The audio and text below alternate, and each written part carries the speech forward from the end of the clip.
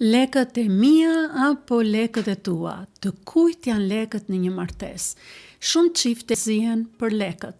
Studime nga universitete amerikane si Kansas University apo institucione si Shoqata e Psikologëve Amerikan, Instituti për Analistët Financiar të Divorceve, Ramsey Institution dhe të tjerë, tregojnë se parat janë një nga 3 arsyet kryesore të konflikteve në martesë.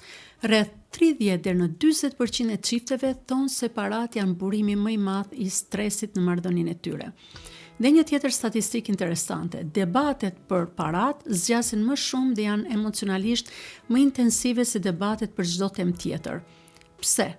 Sepse paraja nuk është vetëm para. Paraja përfaqëson siguri, pushtet, liri, kontroll, komoditet, edhe frikë apo paqe për të ardhmen. Ja ku fillon sherri. Këto janë lekët e mia, unë i fitova. Ose ti shpenzon shumë. Ose unë mbaj gjithë barrën, dhe pa e kuptuar çifti kthehet në 2 individ që mbrojnë territorin e tyre, jo një ekip që ndërton së bashku. Pyetja e vërtet nuk është kush i fitoi ose kush merr më shumë. Pyetja është, a jemi një apo jemi 2 kampe? Sepse në momentin që martesa bëhet e imja apo e jotja, lidhja fillon të dobësohet. Nuk po them që nuk duhet transparencë, sepse çiftet kanë nevojë për transparencë dhe çiftet më të shëndetshme financiarisht, por jo vetëm financiarisht, janë ato që flasin hapur për të ardhurat, borxhet, frikrat dhe prioritetet dhe planifikojnë buxhetin së bashku.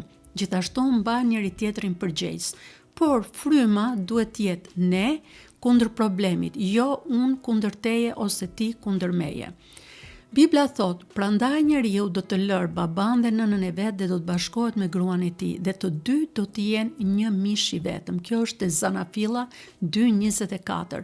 Një mish i vetëm, pra një trup i vetëm, një skuadër e vetëm, jo 2 ekonomi të ndara që luftojnë për kontroll, por janë një njësi e vetme.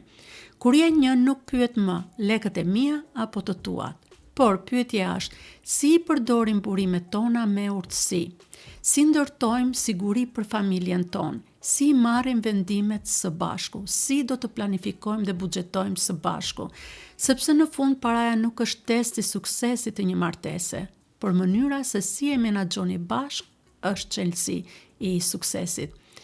Po ju, si e shihni në çift? E imja dhe jotja apo e jona? Komentoni më poshtë.